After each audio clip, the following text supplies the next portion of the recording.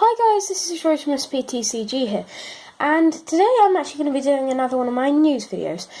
So I haven't been recording for a couple of weeks now because I've been rather busy, so we've got quite a lot of news to run through today, so let's get on with the news.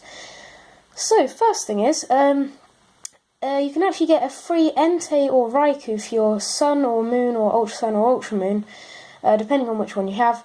You can get it completely for free at Targets. This is like one of those new promotions, I think quite a while ago. It might have even been my first news video. But I told you about I think it was Dialga and Palkia that you could get. It's the same sort of promotion, but they're just doing it again for Entei and Raikou. So that's pretty cool. Next we also have an official release of a new Pokemon. We did already know that this was coming, but this is just the official release. It's a Pokemon called Zorora. I'm pretty sure you've probably already seen it, but it's like a cool looking kind of almost cat-like, lion-y, tiger electric Pokemon. It looks pretty cool. It looks quite powerful. I think it's a mythical Pokemon. So that's pretty cool. So next let's move on to the Pokemon Go news. So this sort of week in Pokemon Go we have some news on the next Community Day and a new feature that's added in. So next Community Day is going to be April 15th and it's going to be starring Mareep. And if you evolve it into an Ampharos during the event, the Ampharos will learn Dragon Pulse, which is pretty cool. Also, the new feature that's been added into the game is called Research Tasks. Basically, it's like almost a story mode to be added into the game, and it just kind of helps trainers kind of have a bit more fun with it. It's like when you have nothing to do, nothing rare spawning, just catch those Pidgeys and evolve them. So basically, there's two forms of research. You can do field researches, which if you do one in 7 different days, you'll get a stamp, and on the last day you get a chance to catch a really rare Pokemon. Lots of people have already done the 7 one, including me, and I actually got a Moltres from it, and so it seems to be that it's kind of like a consistent catch rate. You'll get it 100%, but it might jump out of the ball a couple times, so don't worry about that. Don't worry about it jumping out of the ball. As long as you've got enough Pokeballs and stuff, you'll probably catch it. So yeah, so they're doing it, and so they keep doing it, and this week it will probably be something like Articuno or Zapdos, I'm guessing. I'm going to guess Articuno. Put in the comments what you think it's going to be. Zapdos, Articuno, or even anything else. Maybe it will be Mewtwo. But also the other type of research task is the special research tasks, which are ones kind of issued by Professor Willow himself. And it's basically a load of tasks, and on the 6th, I think it's the 6th chapter of it, once you completed loads of these tasks, like evolving a Magikarp, which is really hard, and catching Ghastlies and all that, on the 6th one you get to catch Mew, and you seem to get unlimited Pokeballs, but it doesn't have a 100% catch rate. It can also go invisible, and it's really hard to catch. Lots of people have already caught it already. I haven't, because I'm a bit stuck on the evolving a Magikarp, because I've already done that about 4 times.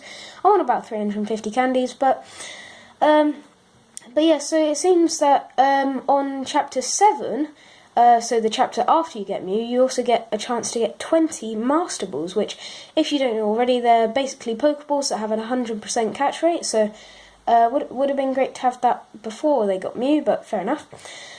So yeah, so that's pretty much it for the Pokemon Go and all that. Now we've got the cards, the new cards that have been revealed. As I said earlier in the video, I have missed out a couple weeks, so there'll be some pretty old cards, but I want to run over them anyway because they're pretty awesome, and I'm so excited about this next one. It is Greninja GX. I'll run over the Frogadier first because I kind of need to tell you about its pre-evolution before I go to the evolution. But if you didn't know, Greninja is my favourite Pokemon, and I'm really happy about it. So, Frogadier is a Stage 1 80 HP water Pokemon, and its ability is the main thing about it. I won't tell you the attack, because it's pretty boring. I can't even remember what it is, really. Its ability is, when you play this Pokemon from your hand to evolve one of your Pokemon, you may put 2 damage counters on one of your opponent's Pokemon. So that's just like a really nice way to... So if you evolve Froakie into Frogadier, then you get 20 damage on a Pokemon. That's pretty good. Not sure if people will be using this instead of the other one where you could search for 3 other Frogadiers. Maybe they'll be playing one of them and 2 of these new ones to kind of get a bit of a search for those 2 Frogadiers, put them on the bench, and then they could do that. So yeah, that Frogadier's got a nice ability, but the Greninja GX, I think personally it's going to be a good Greninja GX for once. So it's a stage 2 obviously, and it's got 230 HP, which is pretty decent. Not the highest you can get, but it's decent. Its ability is, when you place Pokemon from your hand to evolve on your Pokemon, you guessed it, you may put 3 damage counters on one of your opponent's Pokemon. So, if you're evolving a Froakie all the way up to a Greninja, you can be putting 50 damage on a Pokemon just because you've evolved. So I think that's really good. It can knock out some basic Pokemon, like quite weak ones. Can't really think of that many at the moment. Maybe like Trubbish, I don't even know. But its first attack is for 1 colourless and a double colourless, so it's effectively 2 energies. It does 110 damage, which is pretty decent for 3 energies, and it says you may shuffle this card and all cards attached to it into your deck, which is really good because it means if you're getting damaged, you can just hit and run. It's like hit and run, use an Ultra Ball or something to search it, maybe even Timer Ball to search the Greninja, but you just search it back out again. It's like a recyclable card pretty much. But 110 damage is not the most you can be doing, but it's still decent. Its GX attack is for 2 colourless and 1 water energy, same price as the first attack. It does 130 damage, so that's 20 more damage to one of your opponent's bench Pokemon. Really quite underwhelming. I wouldn't be using this, I'd be using maybe like Tapu Fini's GX attack or something better. 130 to one of your benched is not, to one of your opponent's bench, is not really the best GX attack at all. It also does have a retreat cost of 2 colourless, which is also a bit strange for a Greninja, seeing as the last one had free retreat, and it's supposed to be a ninja, so it shouldn't really be having to discard two energies. But yeah, you can't really have it all. So that is the Greninja and Frogadier. Next we have a few more cards. There is quite a few more cards been revealed, but I'll go over the ones that I'm particularly excited about. There is a Charizard that is a Fire type, 160 HP for a Stage 2, which is pretty decent. Its ability is Resolute Flame. This Pokemon's attack do 30 more damage for each EX and GX your opponent has in play, which is really quite good. Because imagine if they had 6 GXs, which is slightly unlikely because of like Tapu Koko, Hollow, and things like that, and like Garbodor. But let's just say that they do have 6, just for the scenario.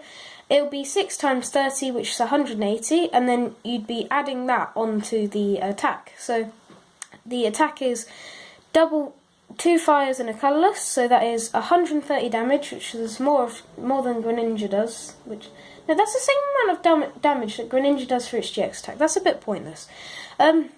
But you have to discard 1 energy, so fair enough. So 130, discard 1 energy. So say if they had 6 GXs, that would be 180 plus 130. That is somewhere around, don't make me do maths, 310 damage? Or 200, it's like 300. Yeah, 310 I think. But that is just mind-blowing. 310 damage for a Stage 2 non-GX Pokemon. Its retreat cost is as well a double colourless, so it's decent. You'd expect it's pretty good for a Charizard, which is quite a big beefy Pokemon. I'd expect like a 4 retreat cost or something crazy like that. So that Charizard is a pretty good card. Next one that I think is pretty good is the new Dragonite GX that's coming.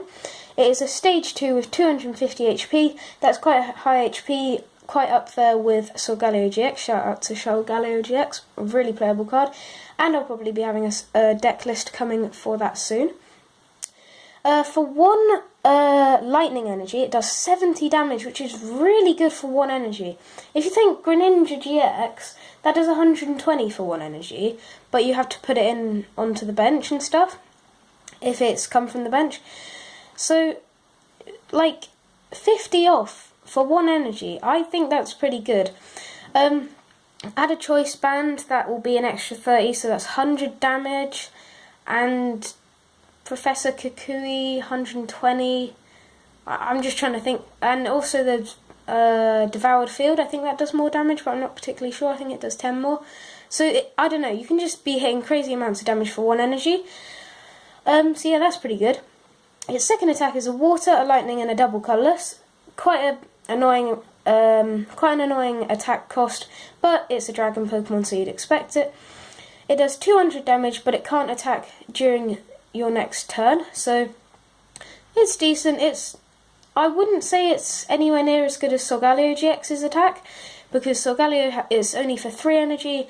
You do have to discard them all, but you can get them back in 2 turns, and it's 230 damage that Solgaleo does, but this only does 200 damage and it can't attack at all during the next turn.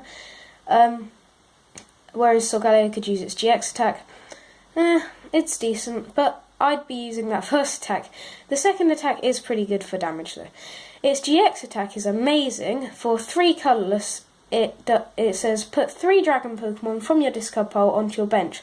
So that's amazing. Say if you're running 4 Dragonites, and 3 of them have been knocked out, your last stand, and you find... Well, actually, hang on, if 3 of them are knocked out, they've already won the game, haven't they?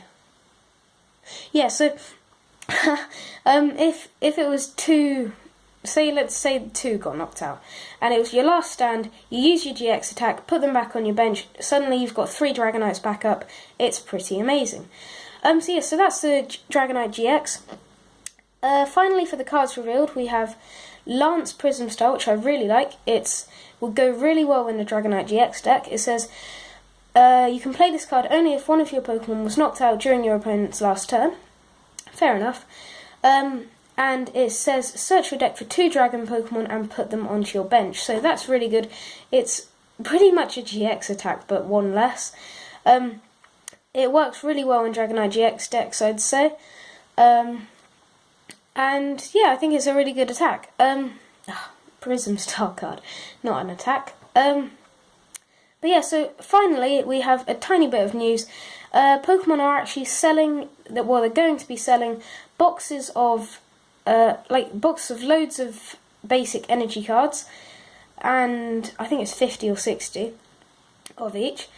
And they're also selling pre-release kits after the pre-release. So that's good. So you can kind of run your own tournament at home, which I think is a really good idea.